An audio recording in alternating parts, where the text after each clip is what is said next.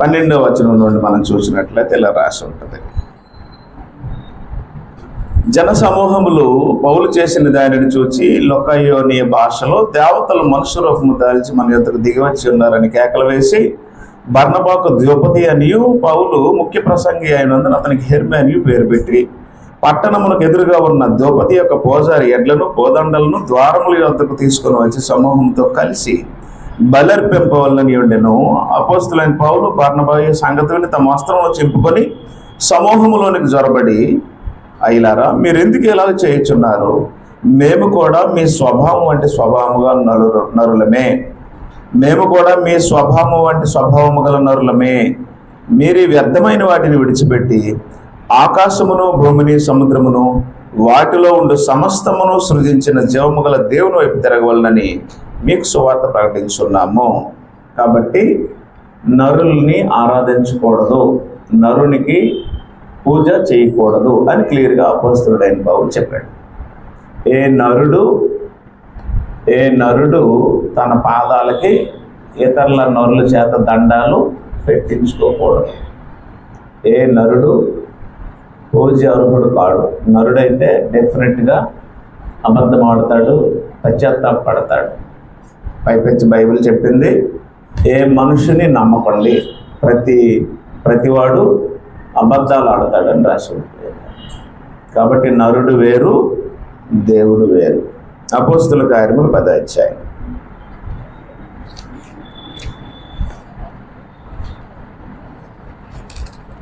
పదవ అధ్యాయము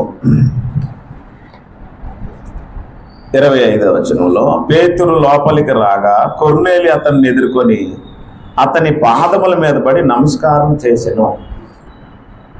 ఎవరు? కొర్నేలి ఎవరి పాదాల మీద పడ్డాడు? పేతురు పాదాల మీద పడి నమస్కారం చేశాడు. అప్పుడు పేతురు ఏమన్నాడు చూడండి, నీవు లేచి నిలువము, నేను కూడా నరుడనే అని చెప్పి అతన్ని లేవనెత్తాడు. నీవు లేచి నిలవబడు, నేను కూడా నరుడనే. నరుని పాదాలకి నమస్కరించవలసిన అవసరము లేదు. దేవుడు నరుడు కాడు, నరుడు దేవుడు కాడు. ఎందుకు చెప్తున్నానో ఈ సంగతి మీరు అర్థం చేసుకోండి. పాదాలకి నమస్కారం పెట్టడం కానీ, చేతులు జోడించి నమస్కారం పెట్టడం కానీ, చేతులు చాపి గాడ్ బ్లెస్ యూ, దేవుడు నిన్ను దీవించును గాక అని ఎవరైనా దీవించినా కానీ, ఇలాంటివి మనకి ఎలాగుంటాయంటే ఆనందాన్ని కలుగు చేస్తాయి. ఎవరైనా వచ్చి నా కాలుకి నమస్కారం పెట్టారు అనుకోండి, గాడ్ బ్లెస్ యూ అన్నాను అనుకోండి, వాళ్ళకి సంతోషమే. అయ్యగారు దీవించారు, పాస్టర్ గారు దీవించారు అని అనుకుంటారు. నాలాంటి వాడు కాలుకి 10 మంది ముందు నమస్కారం పెట్టారు కాబట్టి నాకు సంతోషంలాగే ఉంటుంది. కానీ అది దేవునికి అసహ్యమైనది. ఏ మానవుడు పూజింపదగిన వాడు కాడు. ఏ మనిషికి పాదాలు వందనాలు నమస్కారాలు చేయకూడదు. రెవరెండ్ అనే మాట రివియర్ అనే మూల పదం నుండి వచ్చింది. రివియర్ అంటే పూజనీయుడు, పూజింపదగిన వాడు, గౌరవింపదగిన వాడు అని అర్థం. ఈ పూజింపదగిన వాడు, గౌరవింపదగిన వాడు ఎవరు అంటే మహోన్నతుడైన దేవుడు ఒక్కడే తప్ప ఆ రివియర్, రెవరెండ్, రెవరెన్స్ అనే పదాలు కూడా మానవుల పేర్ల ముందు పెట్టుకోకూడదు. అలా పెట్టుకుంటే నువ్వు దేవుడు అవ్వాలి, దేవుడు అయితే పెట్టుకో. ఈరోజు అనేక మంది ఏం చేస్తున్నారు, రెవరెండ్ అని, రైట్ రెవరెండ్ అని రకరకాల పేర్లు పెట్టుకుంటున్నారు. ఇవన్నీ మానవులకి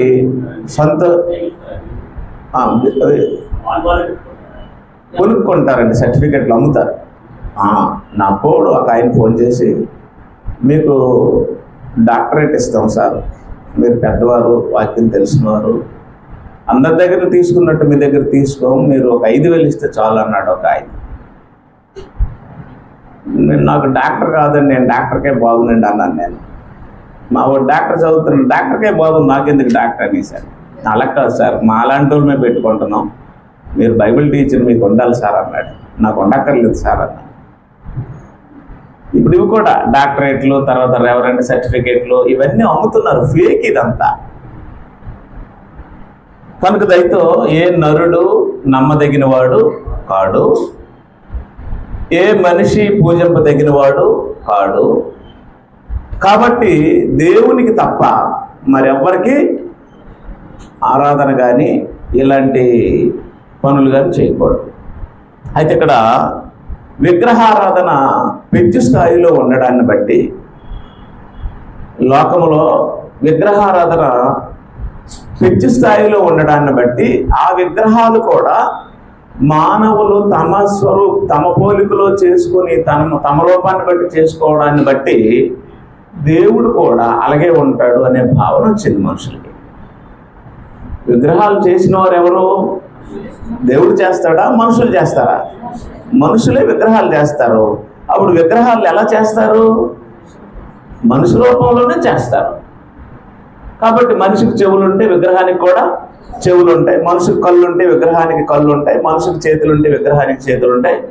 మనిషికి ఏ అవయవాలు బయటికి కనబడతాయో అవే అవయవాలు మనిషి విగ్రహానికి పెడుతున్నాడు. అందువల్ల దేవుడు కూడా అలాగే కాళ్ళు, చేతులు, ముక్కు, నోరు, నాలుక, గొంతు ఉంటాయి అనుకుంటున్నారు. దేవుడు అలాంటి వాడు కాడు. యోహాను సువార్త 4:24 యేసుప్రభువు చెప్పారు, దేవుడు ఆత్మ. దేవుడు ఆత్మ. ఆత్మకి మనకున్నటువంటి కళ్ళు, మనకున్నటువంటి కాళ్ళు, మనకున్నటువంటి చేతులు, మనకున్నటువంటి పాదాలు ఇలాంటివి ఏవి ఆత్మకి ఉండవు. ఆయన ఆత్మస్వరూపుడు. నేను మీకు ఇంతకుముందు ఒక విషయం చెప్పాను. వినాలంటే మనకి ముందు ఏముండాలి? చెవి ఉండాలి. గ్రహించాలంటే ఏముండాలి? మనసు ఉండాలి. వినాలంటే ఏముండాలి? చెవి ఉండాలి. గ్రహించాలంటే ఏముండాలి? మనసు ఉండాలి. అప్పుడు వినాలి అంటే ఎదుటివాడు మాట్లాడాలి కదా. ఆ మాట్లాడే వాడికి ఏముండాలి? నోరు ఉండాలి. అవునా? ఎదుటి వ్యక్తి మాట్లాడడానికి నోరు ఉండి ఆ నోటి ద్వారా మనకు సౌండ్ వస్తే ఆ సౌండ్ చెవులోకి వెళ్ళి లోపలికి వెళ్తే అప్పుడు మనసు దాన్ని ఏం చేస్తుంది? గ్రహించి మళ్ళీ రెప్లై నోటి ద్వారా చెప్తుంది అన్నమాట. ఇది మానవుడికి సంబంధించింది. కాబట్టి మనిషికి ఏముండాలి? చెవులు ఉండాలి. అప్పుడు దేవుడికి కూడా చెవులు ఉంటాయా? యెషయా గ్రంథం 59:1-2 వచనాల్లో, యెషయా గ్రంథము 59:1-2 వచనాల్లో ఇలా రాస్తుంది, రక్షింపనేరక ఉండినట్లు యెహోవా హస్తము కురచ కాలేదు, విననేరక ఉండినట్లు ఆయన చెవులు. ఇక్కడ దేవుడు కూడా ఏమున్నట్టు రాశాడు? చేతులు ఉన్నట్టు చెవులు ఉన్నట్టు రాశారు. కానీ ఉంటాయా? ఉంటే ఆయన దేవుడు అవుతాడా? అప్పుడు యేసుప్రభువు చెప్పినటువంటి దేవుడు ఆత్మ అనేది అప్పుడు వాస్తవంలోకి వస్తుందా? రాదు. అంటే ఇప్పుడు మరి విననేరక ఉండినట్లు చెవులు అని ఎందుకు రాశాడు అంటే, వినడానికి చెవులు ఉంటాయి. వినడానికి ఏముంటాయి? చెవులు ఉంటాయి. విన్న తర్వాత విషయాన్ని మనసు గ్రహిస్తుంది. కానీ ఇక్కడ దేవుడు ఆత్మస్వరూపు కాబట్టి ఆయనకి మనలాంటి చెవులు ఉండవు. మనకు అర్థమయ్యే భాషలో బైబిల్ రాయబడింది కాబట్టి మనకున్న అవయవాలని, ఈ చెవి వినికిడికి సంబంధించింది, ఈ కన్ను చూపుకు సంబంధించింది, ఈ చెయ్యి పనికి సంబంధించిందని అవయవాల్ని పనిని బట్టి రాసి మనకు విషయాన్ని తెలియచేయడానికి అలా వచ్చేసారు తప్ప దేవుడికి చెవులు ఉంటాయని దాని అర్థము కాదు. దేవుడికి ఏముంటాయి? ఉంటాయా? దేవుడికి చెవులు ఉండవు, దేవుడికి కళ్ళు ఉండవు, దేవుడికి కాళ్ళు ఉండవు. దేవుడికి మానవుడికి ఉన్నటువంటి అవయవాలు ఏవి ఉండవు. ఉంటాయని దేవుడు అవడం. ఇవేమీ లేకుండానే, అంటే చెవులు లేకుండానే గ్రహిస్తాడు, కళ్ళు లేకుండానే తెలుసుకుంటాడు. మనం మాట్లాడక ముందే విషయాన్ని గ్రహించేస్తూ ఉంటాడు. అది 139వ కీర్తన 1-6 వచనాల్లో 11 వచనాల వరకు రాశాడు భక్తుడు. యెహోవా, నీవు నన్ను పరిశోధించి తెలుసుకొని ఉన్నావు. నేను కూర్చుండుట లేచుట నీకు తెలుసు. నాకు తలంపు పుట్టక మునిపే. అది ఆయన వింటాడా, గ్రహిస్తాడా? విని గ్రహించేది ఎవరు? మనుషులు. అప్పుడు వినడానికి ఏముండాలి? చెవులు ఉండాలి. చెవులు లేకుండానే మనస్సును గ్రహించేది ఎవరు? దేవుడు. తేడా అర్థమైందా? అంటే ఆయన నరుడు కాడు, ఇశ్రాయేలీలకు ఆధారమైన వాడు నరుడు కాడు. అప్పుడు నరుడు తలంపులు ఎలాగుంటాయంటే, నాకు చెవులు ఉంటాయి కాబట్టి వినడానికి, దేవుడికి కూడా చెవులు ఉండాలి అని ఒక బొమ్మను చేసి బొమ్మకి ఏం పెట్టాడు? చెవులు పెట్టాడు. కానీ చెవులున్నా సరే ఆ బొమ్మకి ఏముండదు? ఆత్మ ఉండదు, ప్రాణం ఉండదు, కాబట్టి విందాం. అది 115వ కీర్తన 4వ వచనంలో రాసి ఉంది. 115వ కీర్తన 4వ వచనంలో ఇలా రాసి ఉంది, వారి విగ్రహములు వెండి బంగారంతో చేస్తారు, అవి మనుషుల చేతులతో చేస్తారు. నోరుంటది పలకవు, కన్నులుంటాయి చూడవు, చెవులుంటాయి వినవు, ముక్కుంటది వాసన చూడదు, చేతులుంటాయి పట్టుకోవు, పాదములుండి నడవవు, గొంతుకుతో మాటలాడవు, వాటిని చేయవారును. రైట్. ఇప్పుడు మనుషులు ఎలాంటివి చేసుకున్నారు? తమలాంటివే చేసుకున్నారు. అటువంటి వారే అన్నాడు కదా. అంటే నేను ఏదైనా ఒక బొమ్మను చేశాను అనుకోండి, నేను ఏదైనా ఒక విగ్రహాన్ని చేశాను అనుకోండి, ఎలాంటిది చేస్తాను? నాలాంటిదే చేస్తాను. ఎందుకంటే నాకు కళ్ళు ఉంటాయి కాబట్టి కళ్ళు పెడతాను, నాకు నోరు ఉంటుంది కాబట్టి నోరు పెడతాను, నాకు చేతులు ఉంటాయి కాబట్టి చేతులు పెడతాను. అలాంటి బొమ్మను నేను చేస్తాను. కానీ దేవుడు అలాంటి వాడు కాడు.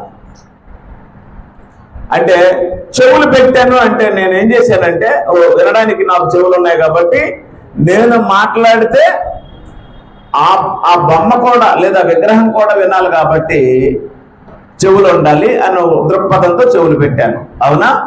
కానీ మనకు అర్థం కాని విషయం ఏంటి అంటే, దేవుడు వినడు, ఏం చేస్తాడు? గ్రహించేస్తుంటాడు. వినడం వేరు, గ్రహించడం వేరు. వినడం అనేది ఎవరికి సంబంధించింది? చెవులున్నోళ్ళకి సంబంధించింది. గ్రహించడం అనేది ఎవరికి సంబంధించింది? దేవునికి సంబంధించింది. విగ్రహము వినదు, గ్రహించదు, రెండూ లేవు. మనము వింటాము, గ్రహిస్తాము. దేవుడు వినవలసిన అవసరమే లేకుండా దేన్ని గ్రహించేస్తాడు? మనస్సునే గ్రహించేస్తాడు. అది చెప్పాడు అనమాట. దేవుడు నరుడు కాడు. దేవుడు నరుడు కాడు అంటే తలంపు నీకు పుట్టక మునిపే, ఆలోచనలు నీకు రాక మునిపే, పిల్లలెంక పుట్టి మేలైనను కీడైనను చేయక మునిపే, కోరేష్ అనేవాడు పారసీక దేశానికి రాజు కాక మునిపే, అలెగ్జాండర్ అనే వ్యక్తి ప్రపంచాన్ని జయించడానికి రాకమునిపే, వారి తల్లిదండ్రులకు జన్మ లేనప్పుడే ఈ మనుషులు భూమి మీద పడతారని చెప్పాడు దేవుడు. ఆ మనుషులు చర్యలు ఎలాగుంటాయో చెప్పాడు దేవుడు. ఇలాగున్న దేవుడు ఏం చేస్తాడు అంటే, జరగబోయే విషయాల్ని తన భవిష్యత్ జ్ఞానంతో తెలియజేస్తూ మానవుని యొక్క అంతరంగంలో ఏముందో బయటికి చెప్పేస్తాడు. ఏం చేయబోతున్నాడు అనే విషయం కూడా బయటికి చెప్పేస్తాడు. ఆయన దేవుడు. అందువల్ల మనం ఏం చేయాలి అంటే, సీసీ కెమెరాకు భయపడకూడదు. ఎవరికి భయపడాలి? దేవుడికి భయపడాలి. ఇప్పుడు సీసీ కెమెరాలు ఉన్నాయని భయపడుతున్నారు కానీ ఎవరికి భయపడట్లేదు? దేవునికి భయపడట్లేదు. సీసీ కెమెరా కూడా మనం చేసిన తర్వాతే రికార్డ్ చేస్తుంది. అవునా? మనల్ని చూసిన తర్వాతే రికార్డ్ చేస్తుంది. దేవుడు మనల్ని ప్రత్యేకంగా మనలాంటి కళ్ళుతో చూడవలసిన అవసరము, నువ్వేం ఆలోచిస్తున్నావు కూడా ఆయనకు తెలిసిపోద్ది ముందే. అంత రికార్డ్ అయిపోతుంది. తప్పించుకోవడానికి ఎక్కడ అవకాశమో లేదు. ఒళ్ళు దగ్గర పెట్టుకొని, జ్ఞానేంద్రియాలు దగ్గర పెట్టుకొని, శరీరం కోరుకుంటున్నటువంటి సర్వ సుఖాలని త్యాగం చేసుకొని, దేవుడిచ్చిన న్యాయమైన పద్ధతుల్లో మన ఆహార పదార్థాలు, మన శరీర కోరికలను తీర్చుకుంటూ, ఆయన ఇచ్చిన ఆయుష్ కాలంలో పొదుపుగా జీవించి కన్ను మూయడమే మనుషుల కోసం. అలా కాకుండా ఒళ్ళుందని ఇల్లుందని బలం ఉందని ఆరోగ్యం ఉందని ఇష్టానుసారంగా ఎలా పడితే అలాగ విర్రవీగితే దేవుడు ఏం చేస్తామన్నాడో చూడండి. ప్రసంగి గ్రంథం 11:9. ప్రసంగి 11:9. సామెతల ప్రక్కనే ప్రసంగం ఉంటుంది. 11వ అధ్యాయం 9వ వచనంలో ఇలా రాసి ఉంది. ఏమని? యవనుడా, నువ్వు సంతోషంగానే ఉండు, నీ హృదయాన్ని సంతోషంగానే ఉండని, నీ కోరిక చెప్పున, నీ దృష్టి యొక్క ఇష్టము చెప్పున నడుచుకో. అయితే వీటన్నిటిని బట్టి దేవుడు నిన్ను ఎక్కడ తీసుకొస్తాడో తీర్పులోనికి తెచ్చినని జ్ఞాపకం ఉంచుకో. మనకి ఎలా ఉంటుందంటే అదే ఆయన సుఖపడమన్నాడు, ఆయన తిరగమన్నాడు, ఆయన నీ ఇష్టానుసారంగా ఉండమన్నాడు అని రాస్తుంది. మళ్ళీ లాస్ట్లో ఏం పెట్టాడో వీటన్నిటిని బట్టి ఎక్కడ తీసుకెళ్తాం అన్నాడో కోర్టులో నిలబడతావు. జాగ్రత్త. మనిషిని తీసుకెళ్లి దేవుని కోర్టులో పెడతాడు ఒకరోజు. దేహంతో జరిగించిన క్రియలు, శరీర అవయవాలతో జరిగించినటువంటి పాపాలు, ఈ దేహంతో, ఈ నోటితో ఆడే మాటలు, ఈ కళ్ళుతో చూసే చూపులు, ఈ చేతులతో చేసే పాపాలు, ఈ హృదయంలోని తలంపుల్లో ఊహ అంతా తీసుకెళ్లి కోర్టులో నిలబెట్టేస్తాడు ఒకరోజు. జడ్జి గారు అంటే భయం ఉంటుంది, పోలీస్ అంటే భయం ఉంటుంది, సీసీ కెమెరా అంటే భయం ఉంటుంది. కానీ దేవుని కోర్టు అంటే భయం ఉండదు. మిమ్మల్ని కోర్టుకు రమ్మన్నారు ఒకసారి జడ్జి గారు అన్నారు అనుకోండి, అమ్మో జడ్జి గారు కోర్టుకు రమ్మన్నారంటే ఏంటో అని భయపడిపోతాంట. 2 కొరింథీ పత్రిక 5వ అధ్యాయము, కొరింథీయులకు రాసిన 2వ పత్రిక 5వ అధ్యాయము 9-10 వచనాల్లో ఇలా రాసి ఉంది.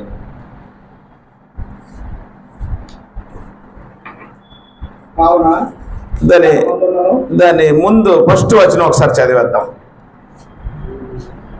భూమి మీద మన గుడారమైన ఈ శరీరము, భూమి మీద మన గుడారం అట ఈ శరీరము.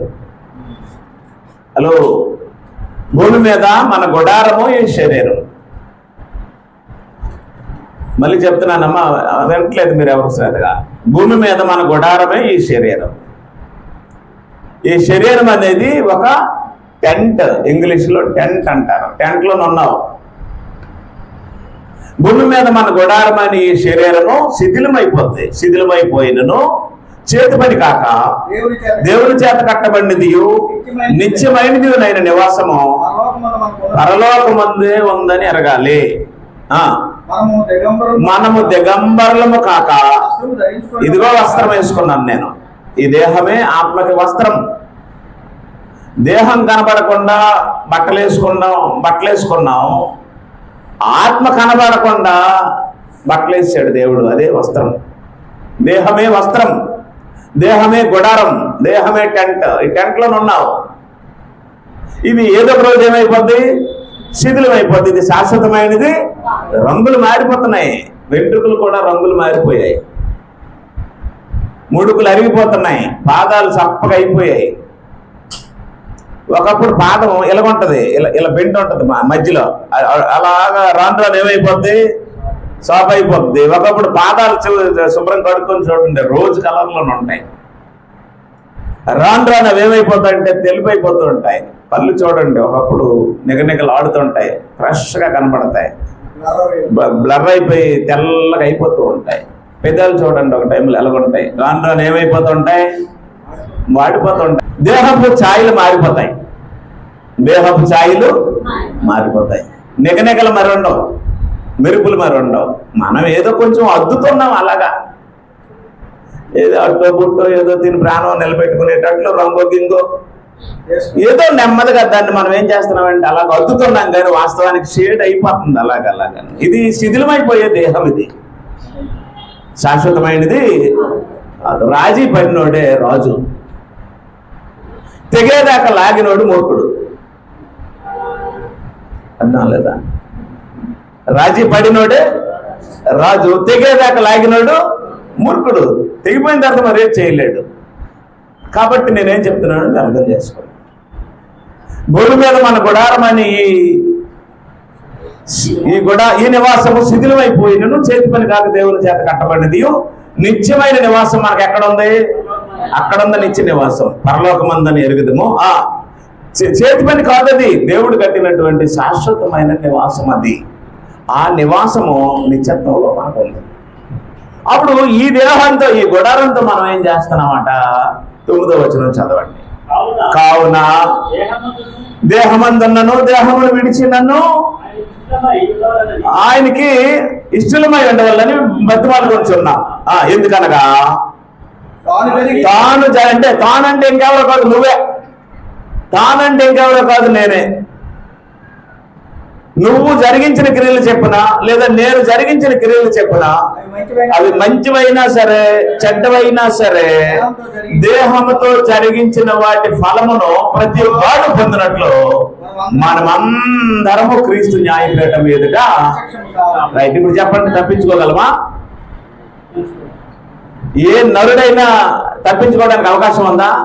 There is no way. తప్పించుకోవడానికి అవకాశం లేకుండా దేవుడు మనల్ని బంధించేశాడు. అందుకే చెప్పాడు, నువ్వు ఎవరి చేతిలో పడినా ప్రాబ్లం లేదు, కానీ ఎవరి చేతిలో పడకూడదు? జీవము గల దేవుని చేతిలో పడుట భయంకరం.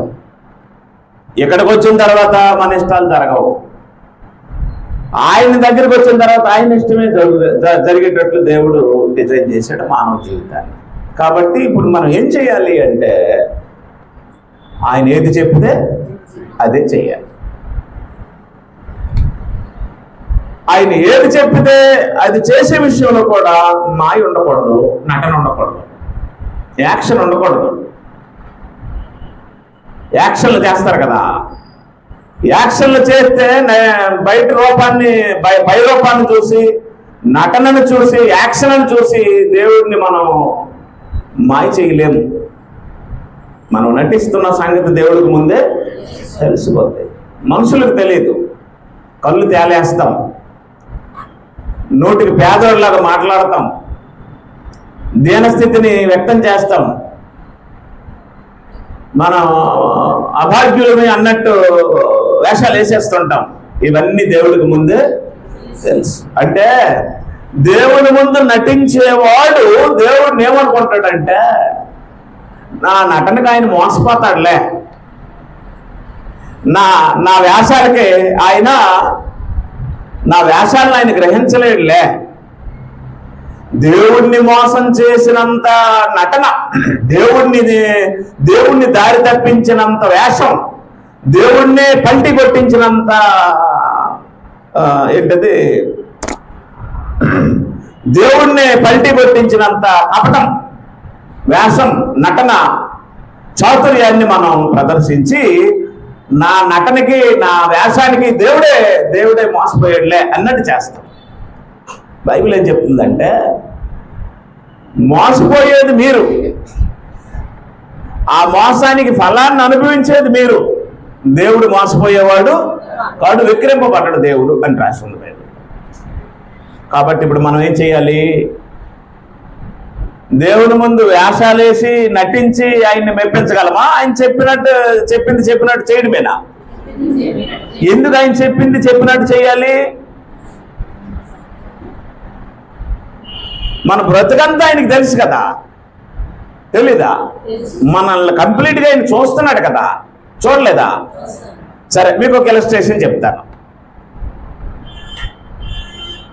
51వ కీర్తన.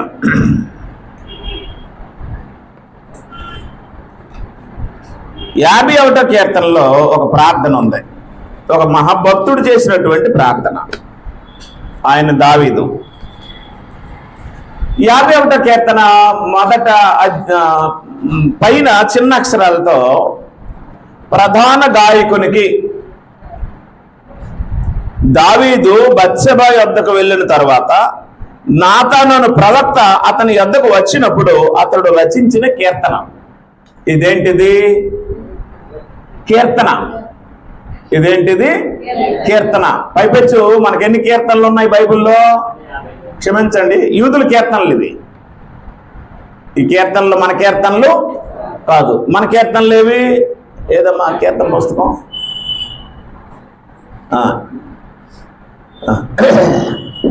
చర్చ్ ఆఫ్ క్రైస్ట్ అని రాసి ఉంటుంది.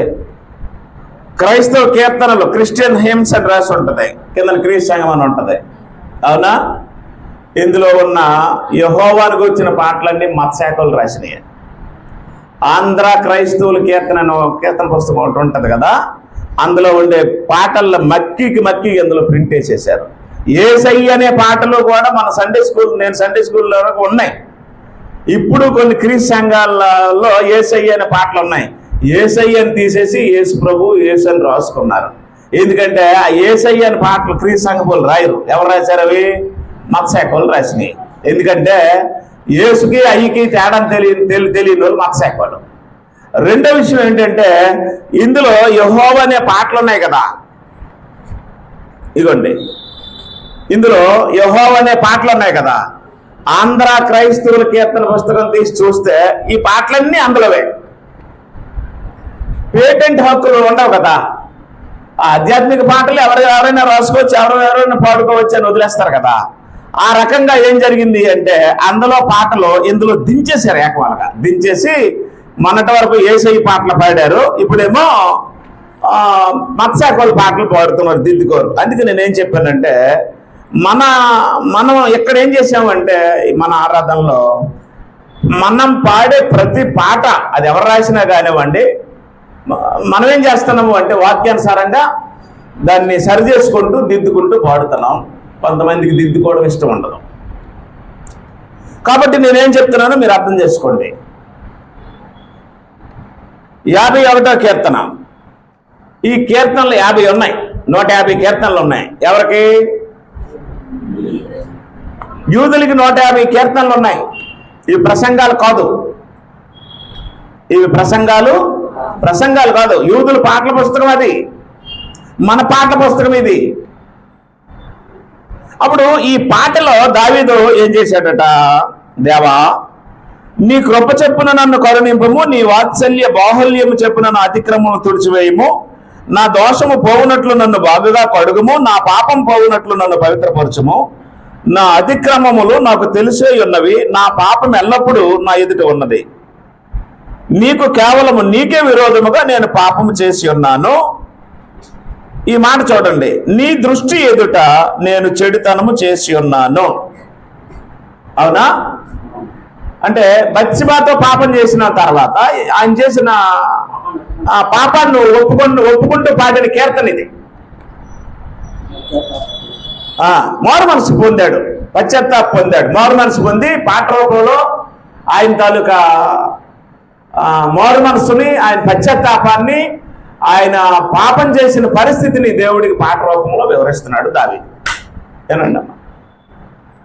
అప్పుడు అందులో ఏం చెప్పాడు అంటే నేను చేసిన పాపం నాకు తెలుసు, నేను చేసిన పాపం నీకు తెలుసు అని రాశాడు. మీకు అర్థం అవ్వలేదా? నువ్వు చేసిన పాపం నీకు తెలుసు, నువ్వు చేసిన పాపం నిన్ను పుట్టించిన దేవుడికి తెలుసు. మీ నాన్నకు తెలియదు, మీ అమ్మకు తెలియదు, మీ అక్కకు తెలియదు, మీ పక్కింటి ఆవిడకి తెలియదు. ఇంకా చెప్పుకోవాల్సి వస్తే నీ కౌగిటి భార్యకు కూడా తెలియదు, నీ భర్తకు కూడా తెలియదు. కానీ ఎవరికి తెలిసిపోద్ది? నీకు తెలుస్తుంది, నీ దేవుడికి తెలుస్తుంది. నీకు తెలుసు, నీ దేవుడికి తెలుసు.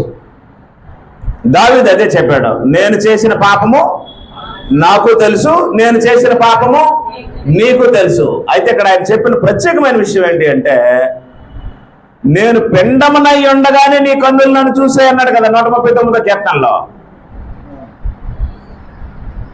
నేను పిండమునై ఉన్నప్పుడు, తల్లి గర్భంలో పిండముగా ఉన్నప్పుడే నీ కన్నులు నన్ను చూసే, నాకు కలిగిన ఎముకలలో ఒకటైనను నీకు మరుగై ఉండలేదండి. నాకు ఎన్ని ఎముకలు ఎలాగ ఎదిగాయో, ఎముకలు నా తల్లి కడుపులో ఎలా బలపడ్డాయో, ఆ ఎముకలకి మాంసం ఎలాగంటిందో, నరాలతో ఎలాగ బంధించావో, ఎలా సంధించావో, ఈ సిస్టమ్ అంతా నువ్వు చూసే చేసావు కదా.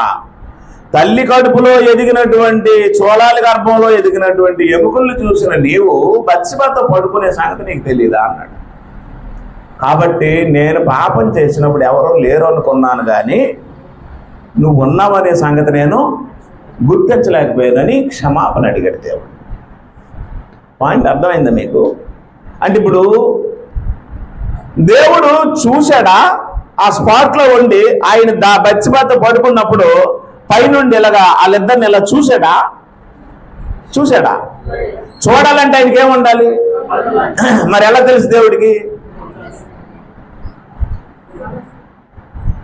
ఈయన మేడ మీదకి వెళ్ళి ఆమె స్నానం చేయడము, ఆమెను మోహించడము, ఆమెను ఇంటికి రప్పించడము, ఆమె చేత కొడుకును కాయడము, ఆ కొడుకు చనిపోవడము, ఆ తర్వాత మరో కొడుకును కాయడము, ఆ కొడుకు పెట్టి సొలొమోను అని పేరు పెట్టడము, ఆయన తర్వాత రాజ్యాన్ని ఇవ్వడము అనేవి జరుగుతాయని దేవుడికి ముందే ఆయన మనస్సును గ్రహించేస్తాడు కదా. చూడడము అనేది మన భాష. అంటే చేస్తుండగా ఆడ అబద్ధమాడుతుండగా నేను విన్నానండి, ఆడు చేస్తుండ కొడుతుండగా నేను చూశానండి అనేది మన భాష. దేవుడు అలాంటి వాడు కాదు. ఈయన బత్షెబాని మేడ మీదకి వెళ్ళి మోహించి ఆమెను తెప్పించి పాపం చేసి తన భర్తని చంపించేస్తాడనే సంగతి దేవుడికి. మరి అలాంటప్పుడు దేవుడి ముందు చెప్పొచ్చు కదా, మరి అలాంటప్పుడు దేవుడు పాపంలో పడిపోకుండా ఆపివచ్చు కదా అని అంటారు కదా, అనరా? ఇప్పుడు దావీదు ఇలా చేయడం వల్ల ఇది పాపమని దావీదుకి దేవుడు తెలియజేశాడా, తెలియజేయలేదా? దావీదు ఇలా చేయడం వల్ల ప్రపంచానికి దేవుడు ఇలాంటి సందేశాన్ని ఇచ్చాడనేది అర్థమైందా లేదా? మరి ఆపేస్తే ఎలా తెలుస్తుంది? రెండోది, ఆపేశాడు అనుకోండి, దేవుడు పాపాన్ని అంగీకరించినట్టు అవుతాడు. అవునా కదా? మీకు అర్థం అవట్లేదా? మీరు పాపం చేసి నా చేతిలో 150 పెట్టి, బావా ఇవాళ నేను రేపు నువ్వు, మీ చెల్లికి మాత్రమే కొంచెం తెలియక బావేదవా ఈ 1000 రూపాయలు దానికే ఉంది అని అన్నారు అనుకోండి, నేను అంగీకరించేస్తాను. కారణం, ఇవాళ నీ పాపాన్ని నేను దాస్తే రేపు నా పాపాన్ని నువ్వు దాస్తావు. దేవుడు పాపాన్ని దాచేవాడు కాడు. తండ్రి చేత పాపం చేయించిన కూతురు పాపాన్ని బయటపెట్టాడు. దేవుడు కూతుర్లు తమ తండ్రి చేత చేయించినటువంటి పాపాన్ని బయటపెట్టేశాడు. ఒక యాంగిల్లో ఆయన ఎంత గొప్ప దేవుడురా, కూతుర్లు తండ్రి చేత చేయించిన పాపాన్ని బయటపెట్టించాడు, ఆయన ఎంత పరిశుద్ధుడు అని అనుకోవట్లే. మరొక యాంగిల్లో ఇదేంటి మీ బైబిల్లో బూతులు ఉన్నాయి అని అంటున్నారు. బూత్ అయినా సరే బైబిల్ బయట పెట్టేస్తుంది, అది దాచుకునేది కాదు. అంత పరిశుద్ధ గ్రంథం అది, దాని పేరే పరిశుద్ధ గ్రంథం. కాబట్టి నేనేం చెప్తున్నాను అర్థం చేసుకోండి. ఆయన పాపం చేసే సంగతి ఆయనకి తెలుసు. ఆయనకి తలంపు వచ్చినప్పుడు, పాపం చెయ్యాలని ఆలోచన వచ్చినప్పుడు పాపం చేశాడు. ఆయనకి ఆ తలంపు పొట్టక మునిపై ఎవరికి తెలిసిపోయింది? దేవుడికి తెలిసిపోయింది. అది ఎరిగిన దావీదు మారు మనసు పొందినప్పుడు పాడిన పాట. దేవునికి రహస్యములు ఉండవు. ఆయన నరుడు కాడు. ఇశ్రాయేలుకు ఆధారమైన వాడు ఎవరు కాడు? నరుడు కాడు. నరుడు దగ్గర నటించినట్లు, నరుడు దగ్గర మాట్లాడినట్లు, నరుడితో వ్యవహరించినట్లు దేవుడి దగ్గర వ్యవహరించుకోవడం, ఇది అలవాటు అయిపోయింది మనకి. ఏది? మనుషుల దగ్గర మనుషులు నటించడం, మనుషుల దగ్గర మనుషులు మభ్యపెట్టడం, మనుషుల దగ్గర మనుషులు మాయ చేయడం, మనుషుల దగ్గర మనుషులు మర్మం పెట్టడం, మనుషుల దగ్గర వేషాలు వేయడము, మనుషులు సినిమాలు టీవీలు చూసి నాటకాలు వేయడము, మనుషుల దగ్గర వాటిని ప్రదర్శించడం అలవాటు అయిపోయి, ఇదే అలవాటు ఎవరి దగ్గర చేసేస్తున్నావు? జాగ్రత్త. దేవుడు అలాంటి వాడు. మరి ఏం చెయ్యాలి? పరిస్థితి మారాలంటే మరి ఏం చెయ్యాలి అంటే ఒకటే మార్గం. ఏంటంటే ప్లెయిన్గా ఆయన చెప్పింది చేయడమే. ఆయన ఏది చెప్తే అది చేయడమే. ఆయన ఏదైతే చెయ్యమన్నాడో అదే చెయ్యాలి. ఇలాగ దేవుడు అర్థమవకే పాపం చేసేవాడు పడిపోతాడు. అలా పడిపోయిన వాడినే మనకు ఉదాహరణగా చూపిస్తాడు దేవుడు. దావీదికి మొదట ఎలాగా, ఇప్పుడు మనకు తెలిసినట్టు, నాకు అర్థమైనట్టు, మీకు అర్థమైనట్టు దావీదికి ఇలాగ మొదట అర్థమైంది అనుకోండి, అప్పుడు బత్షెబా విషయంలో ఆయన ఏం చేయడు? పడిపోతాడా? పడిపోయిన తర్వాత అర్థమైంది, అప్పుడేం చేశాడు? ఇంకెన్నడు పడిపోలేదు. అర్థమైందా? అర్థం లేదా? దేవుడు ఇలాగ అర్థమైతే ఒక మనిషి డబ్బులు పడిపోవడానికి అవకాశమే లేదు. ఇలాగ అర్థం అవ్వలేదు అనుకోండి, పడిపోతారు. అప్పుడు పడిపోయిన వాళ్ళు ఏం చేయాలి? ఇలాగే ప్రార్థన చేయాలి. ఎలా చేయాలి? ఇంకెన్నడూ నీ ఎదుట నేను పాపము చెయ్యి. ఎందుకంటే నువ్వు అక్కడ లేవేమో అనుకున్నాను నేను, నువ్వు అక్కడ లేవేమో అనుకున్నాను నేను. ఇప్పుడు పాపం చేసే ఏరియాలో ఇద్దరే ఉంటారు. వ్యభిచారం అయితే, దొంగతనం అయితే 4, 5, 10 మందే ఉంటారు. పాయింట్ అర్థమైందా? ఇప్పుడు మనం ఈరోజు దొంగతనంకి వెళ్తున్నాం. ఎంతమంది వెళ్తున్నాం? 4 వెళ్తున్నాం. ఒరే మనం ఏదైనా సరే సమానంగా పంచుకోవాలి అని అంటారా లేదా? అనుకొని వెళ్తారు కదా. వాటర్లో వేసినప్పుడు ఎవరికైనా ఎక్కువగా తక్కువగా వచ్చిందనుకొని కొట్టుకుంటారు. ఒకళ్ళు కాదుపోదు అనుకుంటే వాళ్ళే కొట్ట చేసుకుని ఎవరో ఒకరిని చంపేస్తే 3 కరెక్ట్ సరిపోతారు అని చంపేస్తారు. అవునా? వాళ్ళతో 5వవాడు ఉన్నాడని సంగతాలకి తెలీదు. 5వవాడు ఎవరు? దేవుడు. అంటే దొంగలతో 5వవాడు ఉంటాడా అని అంటే దొంగలా ఉండడం. వాళ్ళ దొంగ బుద్ధిని గ్రహించిన వాడై ఉంటాడు. అవునా? వ్యభిచారం చేయడానికి ఇద్దరు కమిట్ అయితే వాళ్ళిద్దరేమో అనుకుంటారండి, మేము ఇద్దరమే ఉన్నాం అనుకుంటారు. కానీ అక్కడ ఎవరు ఉంటారు? 3వవాడు ఉంటాడు. ఎవరు ఆ పర్సను? దేవుడు. వీళ్ళు కనబడతారు, ఆయన కనబడతారు. అది దావీదు సమస్య. అబద్ధం ఆడిన వాళ్ళు ఇద్దరే అబద్ధం ఆడతారు, కానీ అక్కడ మధ్యలో ఎవరు ఉంటారు? ఆయన ఉంటాడు. ఆయనకి తెలిసిపోద్దు నువ్వు అబద్ధం ఆడుతున్నావు, నువ్వు మోసం చేస్తున్నావు అని తెలిసిపోద్దు. కాబట్టి ఇప్పుడు ఏం చెయ్యాలంటే, ఒక పద్ధతికి అలవాటు అయిపోయింది మన లైఫ్. హలో, మన లైఫ్ దేనికి అలవాటు అయిపోయింది? ఒక పద్ధతికి అలవాటు అయిపోయింది. మార్చుకోవడానికి ఒక సూత్రం చెప్తాను. నేను కారు మీద వస్తున్నాను చివురుపల్లి నుండి. మీరు ఎవరైనా ఫోన్ చేసి ఎక్కడున్నారని అడిగితే ఏం చెప్పాలి? ఎక్కడుంటే అదే పద్ధతి. ఇప్పుడు నేను ఇంకా కారు తీసాను, టైం అయిపోతుందంటే ఎక్కడున్నారని అన్నారు మీరు అనేసరికి మీ మాటల్లో కోపం వచ్చిందని నాకు తెలిసిపోతుంది కదా. చిలకపాలెం దాటినండి అనేసారు. మీకు ఎలా ఉంటుంది? దగ్గరికి వచ్చి ఆనందం అయిపోతారు అనమాట. సారీ సార్, నేను దగ్గర రాలేదు అనుకున్నాను నేను అని అనుకుంటారు. ఒక అబద్ధం మీకేం కలిగిస్తుంది? ఆనందం కలిగిస్తుంది. చిలకపాలెం నుండి ఇక్కడ రావడానికి ఎంత టైం పడుతుంది? 10 నిమిషాలు లేదా పావు గంట. మరి నేను అక్కడే బయలుదేరి అబద్ధం ఆడి చిలకపాలెం దగ్గర ఉన్నానని చెప్పి పావు గంటలో రాకపోతే అప్పుడు నా మీద మీకేమొస్తుంది? అసహ్యం వస్తుంది. ఒక అబద్ధం ఒక మనిషి మీద ఏం కలిగిస్తుంది? అసహ్యాన్ని కలిగిస్తుంది. దాసు ఎక్కడున్నావు అని అడిగాను, ఏం చెప్పాలి? బస్ స్టాండ్లో ఉన్నానని చెప్పి బస్ స్టాండ్లో ఉంటే అంటే ప్రతిదానికి బస్ స్టాండ్ నీకు. నువ్వు ఎక్కడుంటే అంతే. మీ ఆవిడ ఫోన్ చేసి అడుగుతుంది, అమ్మ ఏమంటే ఎక్కడున్నారండి అంటే నేను లూసి అక్క దగ్గర ఉన్నాను, అంతే, ఒకటే మాట. అప్పుడు మనకేమొస్తుంది అంటే, నేను ఎక్కడున్నానో అక్కడే ఉన్నానని చెప్పే ఒక మాటకు అలవాటు పడితే యథార్థత వస్తుంది రాదా? అంటే మార్చుకోవడానికి ఇలాంటి చిన్న చిన్న సూత్రాలు అలవాటు చేసుకోవాలి. ఎక్కడున్నావురా విశాల్ అని అడిగారు, ఏం చెప్పాలి? నువ్వు ఎక్కడుంటే అక్కడే. అమ్మ నేను క్లాసులో ఉన్నాను, క్లాసే. లేదు నేను రోడ్డు మీద ఉన్నాను, రోడ్డు మీదే. హలో ఎక్కడున్నావు? ఆరాధనలో ఉన్నావు. కరెక్ట్ చెప్పాడు మీ ఫ్రెండ్. మార్చుకోవడానికి చిన్న చిన్న సూత్రాలే. ఇంగ్లీష్ మాట్లాడడానికి ఒకేసారి భాష మొత్తం వచ్చేది. ఏం చేయాలి?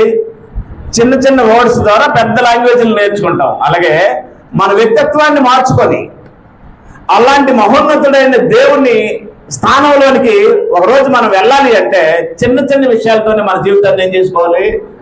మార్చుకోవాలి. ఇది అలవాటు చేసుకోండి. ఒకవేళ అవతల వాళ్ళు ఇబ్బంది పడినా సరే, మన మీద కోపం పడినా సరే, కొన్నాళ్ళకి ఏమైపోద్ది అంటే ఆవిడ అబద్ధం చెప్పదు, ఆవిడ కరెక్ట్గా చెప్తుంది ఎక్కడున్నా. లేదా ఆయన అబద్ధం చెప్పడు, ఆయన ఎక్కడున్నా కరెక్ట్గా నిజం చెప్తాడు. అని ఒక వ్యక్తిత్వాన్ని మనం ఫోకస్ చేస్తాం. ఎప్పుడు వస్తుంది ఇది? ప్రార్థన చేస్తే రాదు, సాధకం చేస్తే వస్తుంది. సాధకం చేస్తే వస్తుంది. ఇది ఎలాగా అంటే నేను చెప్పాను మీకు, దేవుని మాట వినడం మాత్రమే, వేరొక ఆప్షన్ ఎక్కడ లేదు. నెంబర్ 1,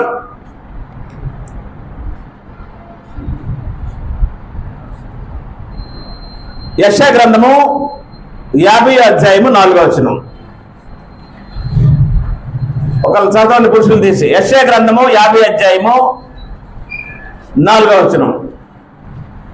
అలసిని వాని మాటల చేత ఓరడించు జ్ఞానము ఆ, నాకు కలుగునట్లు అలసిని వాణిని మాటల చేత ఓరడించి జ్ఞానము నాకు కలుగునట్లు శిష్యునికి తగిన నోరు యెహోవా నాకు రైట్ అని యేసు చెప్పాడు. ఆ, శిష్యులు వినినట్లుగా శిష్యులు వినినట్లుగా నేను వినుటకై ఆయన ప్రతి ఉదయమున నాకు బుద్ధి పుట్టించు రైట్. ఇప్పుడు ఏం జరగాలి? వ్యక్తిత్వంలో మార్పులు రావాలి అంటే దేవుని మాట వినాలి. ఎవరి మాట వినాలి? దేవుని మాట వినాలి. దేవుని మాట వినకుండా ఏ మనిషి భూమి మీద బాగుపడలేరు. నేను ఎప్పుడు కోరుకునేది ఒకటే, నా మాట కూడా వినక్కర్లేదు. మీరు దేవుని మాట వినండి అని చెప్తాను నా పిల్లలకి.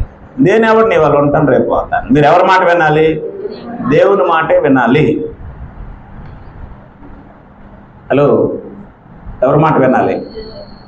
దేవుని మాటే వినాలి.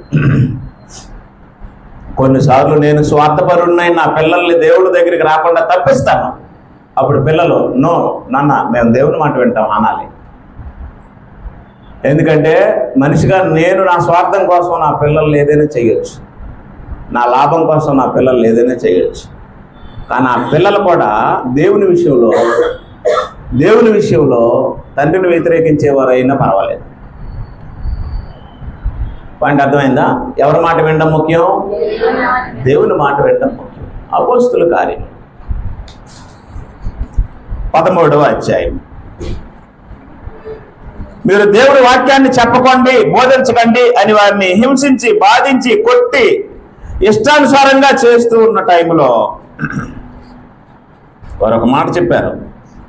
మేము మనుషుల మాట వినాలా, దేవుడి మాట వినాలా? మీ మాట వినటి కంటే దేవుని మాటే మేము వింటామన్నాడు అపోస్తలుడైన పేతురు. ఎవరి మాట వినాలి? నీ హృదయంలోని ఊహ, తలంపు, ఆలోచనలు నీవు క్రియలు చేయక ముందే గ్రహించిన నీ దేవుడి మాట వింటే నీకు శ్రేష్టం. ఇంకెవరి మాట విన్నా తప్పు చేస్తావు. కాబట్టి దేవుని మాట వినే మనుషులు తయారైతే అప్పుడు మనం పాపం నుండి నిలబడడానికి మనకు ధైర్యం వస్తుంది. దేవుని మాటే వినాలి. అప్పుడు దేవుని మాట విషయంలో ఏం జరిగిందో ఒకసారి చూద్దాం. 4:19. వెరీ గుడ్, చదవండి. అపోస్తలుల కార్యములు 4:19. పేతురును యోహానును చూచి దేవుని మాట వినటి కంటే అదే అన్యాయము. మీరే చెప్పండి. మేము కన్నవాటిని విన్నవాటిని చెప్పక ఉండలేమని వారికి ఉత్తరం ఇచ్చారు. రైట్, చాలండి, థ్యాంక్స్ అండి. మీరే చెప్పండి, ఎవరి మాట వినాలి? మేము మీ మాట వినాలా, దేవుని మాట వినాలా? దేవుని మాట వినటే న్యాయం. ఎందుకంటే పుట్టించి, పోషించి, జన్మనిచ్చి, ఆహారము, ఆరోగ్యము, ఆయుష్, కష్ట సుఖాల్లో ప్రాణాన్ని నిలబెట్టి ఈ రోజు వరకు సజీవులుగా ఉంచినోడు ఆయన. ఏ మనుషులు ఏంటండి ఇవాళ శబాస్ అంటారు, వాళ్ళు చేయనేస్తారండి. చిన్న తేడా వస్తే చాలండి మనుషులు. రైట్, ఇక్కడ ఏం జరిగింది అంటే ఆదికాండం 2:7 దేవుడు చెప్పాడు ఆదాముకి ఏమని? ఆదామా, నీవు ఈ తోట, ఏదైనా తోటలో ఉన్నటువంటి సమస్త వృక్షఫలములు నిరభ్యంతరముగా తినవచ్చును, కానీ తోట మధ్యలో ఉన్న వృక్షఫలములు నీవు తినకూడదు. నీవు వాటిని తిని తినమన్న నిత్యముగా ఏమైపోతావు? చచ్చిపోతావు అని చెప్పి దేవుడు ఎవరికి ఆజ్ఞాపించాడు? నరునికి ఆజ్ఞాపించాడు. నా మాట విను ఆయన, నా మాట విని నువ్వు బ్రతుకుతావు. నా మాట విని ఆ పళ్ళు మాత్రం తినకు. మొత్తం ఇగో ఈ తోటలో ఉన్నటువంటి ఆ మహత్తరమైన వృక్షాల ఫలాలు సమస్తం నీకే, నీ ఇష్టానుసారం తిను. ఎక్కువ కాలం బ్రతకడానికి కారణం పళ్ళు తిన్నాడు ఆదాము. ఎక్కువ తొందరగా చచ్చిపోవడానికి కారణం చికెన్ తింటానమ్మా. సమస్త వృక్ష ఫలాలు నీవే, నువ్వు తిను, కానీ నా మాట విను. తోట మధ్యలో ఉన్న వృక్ష ఫలాలు మాత్రము నువ్వు తినకు అని చెప్పాడు దేవుడు. అప్పుడు ఆదాము ఏం చేశాడట? తన భార్య మాట విన్నాడు. 3:17 ఆదికాండం 3:17 ఇలా రాసి ఉంది. ఆయన ఆదాముతో ఎవరి మాట విన్నావో? ఆదాము దేవుని మాట వినలేదు. ఆదికాండము 2:17 వినరా బాబు అని చెప్పైతే ఆదికాండం 3:17 కొట్టేశాడు. ఎవరి మాట వినాలి?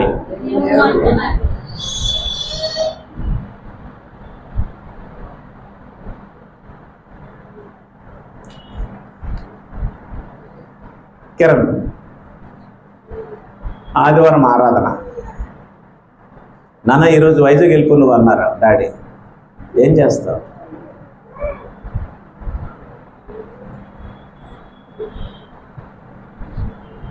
ఆదివారం ఆరాధన, ప్రభురాత్రి భోజనం చేయాలి. నువ్వు ఈరోజు ఆఫీస్కి వెళ్ళిపో అన్నారు డాడీ. షాప్ తీ అన్నారు డాడీ. ఏం చేస్తావు? ఆరాధనకి వెళ్ళొచ్చాక అప్పుడు వైజాగ్ వెళ్తాను, లేదా అప్పుడు షాప్ తెస్తాను.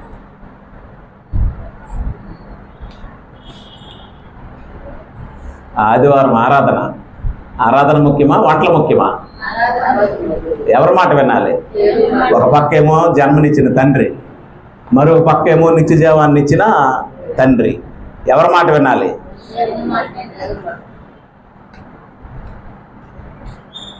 నా కొడుకైనా సరే నేను ఆదివారం డ్యూటీ, రే నువ్వు ఈరోజు ట్రీట్మెంట్, నువ్వు ఈరోజు ఓపీలు వేసే వాళ్ళకు ఓ 10,000 వస్తాయిరా, ముందు ఓపీలు రాయిరా, ఓపీలు చూసుకుని రారా అన్నాను అనుకోండి.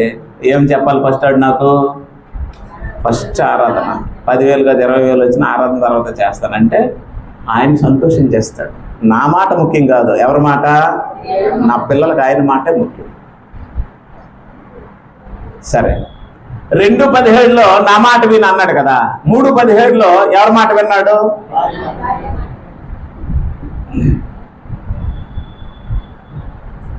ఈ ఆడజాతి మొత్తానికి అమ్మ ఆవిడే. ఎవరు? మీరు ఎందుకు నవ్వుతున్నారు? నువ్వు మర్యాదగా ఇల్లు తీస్తావా తీవా అంటున్నారు లేదా? మళ్ళీ అత్త దగ్గర బాగానే ఉంటారండి. వీడిని గిల్లుతారనమాట. ఇల్లు తీసావా, చూసావా లేదా, ఎతికావా లేదా? ఈ సంగతి అర్థమైపోయి పాప మా పెద్దలు ఏం చేస్తారంటే, నాయన ఎందుకురా ఈ పోరు, వెళ్ళిపో, ఎక్కడో ఒక్కడ ఉండండి, క్షేమంగా ఉండండి అని పంపించేస్తారు. అవునా? 2 కొడుకులు ఉన్నోళ్ళకి పోరు వచ్చిందంటే ఓకే, 3 కొడుకులు ఉన్నోళ్ళకి వచ్చిందంటే ఓకే, 1 కొడుకున్న వాళ్ళకి కూడా అదే పోరు అయిపోయింది. మీకు ఒక విషయం చెప్తాను. మా నాన్న, మా అమ్మ, మా నాన్న, మా అమ్మ,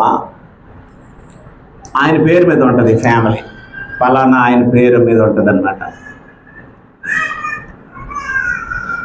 బంగారయ్య గారి ఫ్యామిలీలో సాల్మన్ రాజు పుట్టాడు. ఓకేనా? ఈ ఫ్యామిలీ ఎవరిది? నాదా, మా నాన్నదా? ఆయన ఫ్యామిలీలో నేను మెంబర్ని. అప్పుడు నాకు పెళ్ళి అయింది. నేను, నా భార్య, మా అమ్మ చనిపోయింది. ఇప్పుడు మా నాన్న తీసుకొచ్చి ఇక్కడ పెట్టుకున్నాం. ఈ ఫ్యామిలీ ఎవరిది? బంగారయ్య గారి ఫ్యామిలీయా, సాల్మన్ రాజు ఫ్యామిలీయా? అంటే ఇప్పుడు సాల్మన్ రాజు గారి ఫ్యామిలీలో ఎవరున్నారు? బంగారయ్య గారు ఉంటారు. బంగారయ్య గారి ఫ్యామిలీలో ఒకప్పుడు సాల్మన్ రాజు గారు మెంబర్గా ఉండేవారు. ఇప్పుడు బంగారయ్య గారు ఇక్కడ పెద్దరికాలు చేయకూడదు. ఇది తండ్రులకు తెలియవలసిన నీతి. మోహన్ రెడ్డిలు పోనీ ఒకవేళ మా అమ్మాయి బ్రతుకుంది అనుకోండి, మా అమ్మని మా నాన్నని ఇక్కడ తీసుకొచ్చాను. ఇప్పుడు ఇది బంగారయ్య గారి ఫ్యామిలీ అవుతుందా, సాల్మన్ రాజు ఫ్యామిలీ అవుతుందా? సాల్మన్ రాజు గారి ఫ్యామిలీలో జన్మనిచ్చిన తల్లిదండ్రులే ఏమయ్యారు? మెంబర్స్ అయ్యారు. నా ఫ్యామిలీ మెంబర్స్లో ఉంటారు వాళ్ళు. నేను వాళ్ళు పోషిస్తాను. ఏమండి?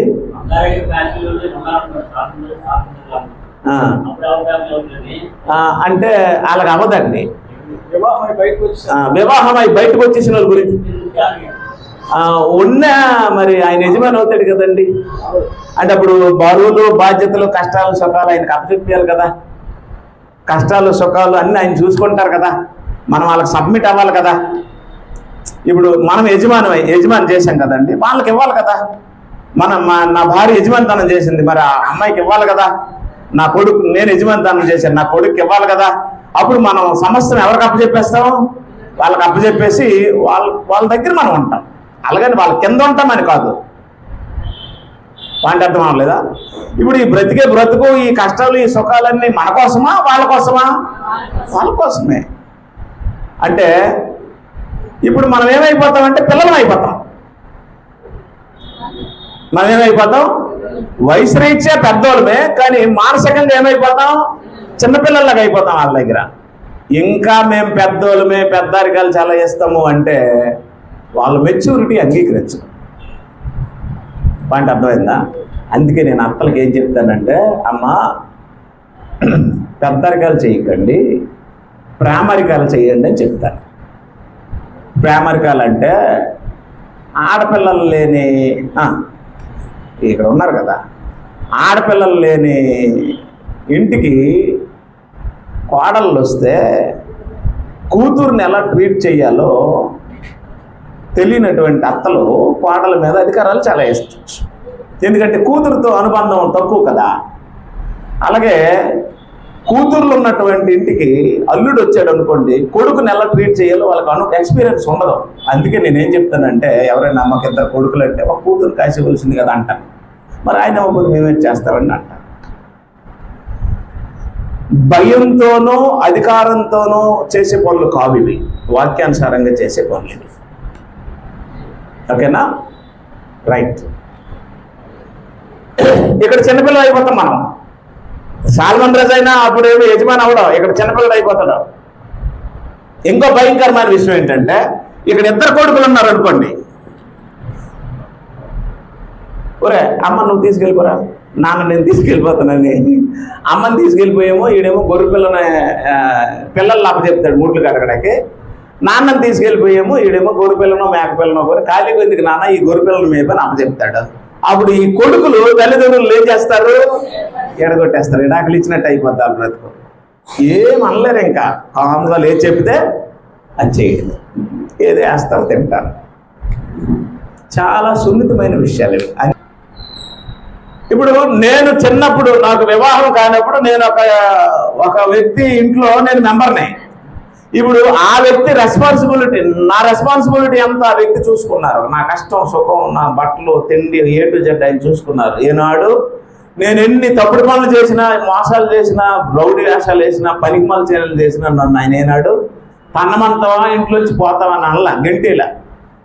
అదే అన్నారు, అదే మర్యాదతో ఈరోజు నేను ఆ మనిషిని భరించాను. అది నీతి అన్నమాట. తల్లిదండ్రుల పట్ల పిల్లలకు ఉండవలసిన నీతి అది. నేను ఒకప్పుడు వాళ్ళ బిడ్డనే, ఇప్పుడు వాళ్ళు నాకు నా బిడ్డలు. నేను ఒకప్పుడు వాళ్ళ ఫ్యామిలీలో మెంబర్ని, ఇప్పుడు వాళ్ళు నా ఫ్యామిలీలో మెంబర్స్ అన్న ఒక గౌరవాన్ని మనం ఇస్తాం మన పిల్లలకి. వాళ్ళు తీసుకోరు, మనం ఇస్తాం మన పిల్లలకి. రైట్. ఎవరి మాట వినాలి? ఆదాము ఎవరి మాట వినలేదు? ఎవరి మాట విన్నాడు? అప్పుడు భార్య కూడా భర్త విషయంలో ఎలా ఉండాలి? నువ్వు నా మాట వినడం ముఖ్యం కాదు, ఎవరి మాట వినాలి? ఆయన మాట విను అనాలి. అలాగ అన్నదా అవ్వ? చెయ్యి పట్టుకొని లాగేసింది దేవుడి దగ్గర. ఇప్పుడు ఈ అబ్బాయిని ఏమడిగాను నేను, ఇవాళ ఆదివారం ఆరాధన, మీ నాన్నగారు షాప్ తీయమన్నారు, ఏం చేస్తావు అని అడిగితే ఏమన్నాడు? నేను ఆరాధన చేస్తానండి అన్నాడు. అవునా? రేపు ఆ అబ్బాయికి పెళ్ళి అవుతుంది. పెళ్ళి అయితే ఎలాంటి భార్య రావాలి తెలుసా? ఆదివారం షాప్ తీవేంటి అని అన్ని భార్య రాకూడదు. ఆదివారం ఆరాధన మానేస్తున్నామేంటి అన్ని భార్య రావాలి. అంటే జన్మనిచ్చిన తండ్రి అయినా, జీవితాన్ని ఇవ్వడానికి వచ్చిన భార్య అయినా ఆ మనిషిని ఎక్కడికి పంపించడానికి ప్రోత్సహించాలి? దేవుడి దగ్గరికి పంపించడానికి ప్రోత్సహించాలి. అది భార్య అంటే. భార్య అంటే దేవుడి దగ్గర నుంచి వెనక లాగేసేది భార్య కాదు. భార్య అంటే ఇల్లుని గొల్ల చేసేది భార్య కాదు. భార్య అంటే రక్త కన్నీరు కార్పించేసేది భార్య కాదు. మెంటలు ఎక్కించేసేది భార్య కాదు. బుర్ర మీద వెంట్రుకలు లేకుండా, మనశ్శాంతి లేకుండా, నిద్ర లేకుండా, ఆహారం లేకుండా, ఇష్టానుసారంగా ఇంటిని రచ్చ చేసేసి అలిగి మూతి ముడుచుకొని మనసులో ఉండే విషయం చెప్పకుండా 10 సార్లు అడిగినా ఏటే అడిగినా ఇష్టానుసారంగా దప్పుకొని పడుకొని మనసులో ఉండే చెప్పదు భార్య కాదు. చెప్పండి అమ్మా, ఏమండి నాకు ఫ్రైడ్ రైస్ తినాలని ఉందండి అని చెప్పండి. దానికి అలకడం ఎందుకు? మొహమాచం ఎందుకు? నువ్వు ఊరందరికీ ఇప్పించుతావు, నాకే తేవాలని అనడం ఎందుకు? అవసరం అలాంటి మాటలు. మీకు అర్థం అవ్వట్లేదా? నేనేం చెప్తానంటే, మీకు ఏది కావాలన్నా మీ భర్తలకి లోపడండి, అడగండి, ఫ్రీగా మాట్లాడండి, ఫ్రీగా ఉండండి, సరదాగా ఉండండి. లైఫ్ అనేది ఒక్కరోజు వేస్ట్ చేసుకున్నా, ఒక్కరోజు సమాధానంగా లేకపోయినా ఆ రోజు నరకంలో నుంచి బయటకు వస్తాం. మరుసటి రోజు మనశ్శాంతి లేకపోతే నరకమే. రైట్, నేనేం చెప్తున్నాను అర్థం చేసుకోండి. ఆదాము ఎవరి మాట విన్నాడు? ఎవరి మాట వినాలి? దేవుని మాట వినకపోవడం వల్ల ఆదాము బాగుపడ్డా? సర్వనాశనం అయిపోయాడా? సర్వనాశనం అయిపోయాడు ఆదాము. ఆయన నాశనం అయిపోవడం కాకుండా సర్వలోకాన్ని ఏం చేశాడు? నాశనం చేశాడు. ఈ రోజు మనకున్న ఈ శాపాలు, ఈ పాపాలు, ఈ దరిద్రము ఆయన దేవుని మాట వినకపోవడం వల్ల వచ్చాయి. ఆడవాళ్ళకేమో అవబుద్ధులు వచ్చాయి, మగవాళ్ళకేమో ఆయన బుద్ధులు వచ్చాయి. ఎన్ని సంవత్సరాలు బతికారు తెలుసమ్మా? ఆదాము ఎన్ని సంవత్సరాలు బతికాడు? 930 సంవత్సరాలు. ఆదాము అవ్వ ఎన్నిసార్లు తన్నుకున్నారు, ఎన్నిసార్లు గొడవలు ఆడుకున్నారు. నేనుండే తిన్నాను ఆ పండు అని అండా. నేనేదో ఆడదాన్ని తినమన్నాను అనుకోండి, మగోడు నీ బుద్ధి ఏంటయిందని ఆవిడ అందా. పిల్లలు పుట్టారా పుట్టలేదా? ఎంతమంది పిల్లలు పుట్టారు? 900 సంవత్సరాలు అండి. సంవత్సరానికి 4-5 పుట్టేసిన ఈ రోజుల్లో 900 సంవత్సరాలు ఎంతమందిని కాశారు? ఆ పిల్లలు అల్లరి చేసినప్పుడు, పిల్లలు కొట్టుకుంటున్నప్పుడు, పిల్లలు తగులు ఆడుకుంటున్నప్పుడు, బాదుకుంటున్నప్పుడు, ఏదేం తోటలు ఉంటే గొడవ లేకపోయినరా, ఏదో దిండి ఏంట్రా నాకు ఈ కర్మ వచ్చిందని అండా. అన్ని నా మీద వేసేస్తాడరా మీ నాన్న ఎర్ర కక్కలాగా, నేను తినేమంటే తినేస్తాడు పళ్ళు అని అందా. మీరన్నవే చెప్తున్నాను నేను, మేమన్నవే చెప్తున్నాను నేను. అనుకోలేదా? ఇప్పుడు భార్య భర్త, భర్త భార్య లోపాలు ఉన్నప్పుడు ఒకరినొకరు దెప్పుకోరా, ఒకరినొకరు అనుకోరా? అవే జరిగాయి. 900 సంవత్సరాలు మనశ్శాంతి లేకుండా బ్రతికారు. వాళ్ళ భయంకరమైన విషయం ఏంటంటే, పెద్ద కొడుకు చిన్న కొడుకుని చంపేశాడు. చంపాడా లేదా? తన కడుపును పుట్టిన కొడుకు చంపాడు. బయటోడు చంపితే ఒక బాధ ఇంకొకలాగా ఉంటుంది. సొంత అన్న తమ్ముడిని ఏం చేశాడు? చంపేశాడు. ఇలాంటివి ఎన్ని జరిగాయో బయటకు తెలియదు. అదొకటే రాయించాడు దేవుడు. కాబట్టి ఎవరి మాట వినాలి? దేవుని మాటే వినాలి. దేవుని మాట తప్ప మనకు వేరే ఆధారము లేదు. మనల్ని భయపెట్టినోడు కానీ, బెదిరించినోడు కానీ, బాగు చేసినోడు కానీ ఈ లోకంలో మరొకరు లేడు. భార్య కానీ, భర్త కానీ, పిల్లలు కానీ, మనవలు కానీ, మనవరాళ్ళు కానీ ఒకటే చెప్పండి, నా మాట వినకపోయినా పర్వాలేదు నాయన, నువ్వెవరి మాట వినాలి? నువ్వు దేవుడు ఏది చెప్తే అదే విని.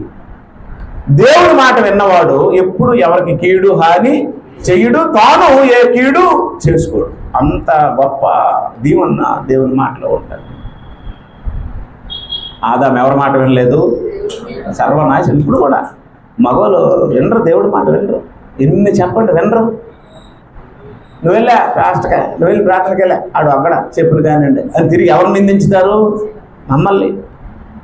వీడేదో బాగా ఆలకించేసిన వాడిలాగా. మీకు అర్థం అవట్లేదా? కాబట్టి దేవుని మాట మనము వినడానికి చెవులు ఇచ్చాడు.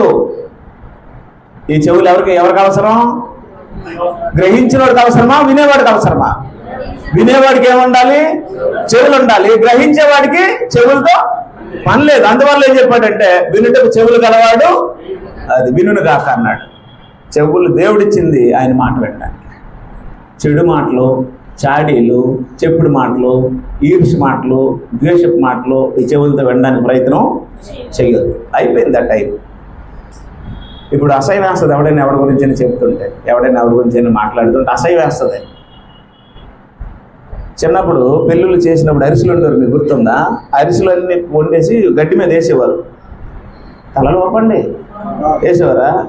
ఈ వాసనకి బెల్లం పాకం తీసినప్పుడు తొందరపడి మనం ఏం చేసేవాళ్ళము? పచ్చిమొక్క తినేసేవాళ్ళం తొందరపడి. అరిసెలు ఉన్నప్పుడు మరి తినబుద్ధి వేసేది కాదు. కారణం ముందు తినేసేవాళ్ళం కదా. అలాగే ఈ ఈర్ష్య, ద్వేషము, కపటము, నాటకాలు ఇవన్నీ ఆడేసాం కదా. ఇప్పుడు మనకి ఎలా ఉండాలి అవి? ఇంకా పని మళ్ళీ మాట్లాడతాడు, ఇంకా మారడం అన్నట్టు ఉండాలి తప్ప వాళ్ళతో ఏకీభవించినట్టు ఉండదు. ఎందుకంటే దేవుడికి ఇష్టం ఉండవాలి. మీ అందరికీ వాళ్ళు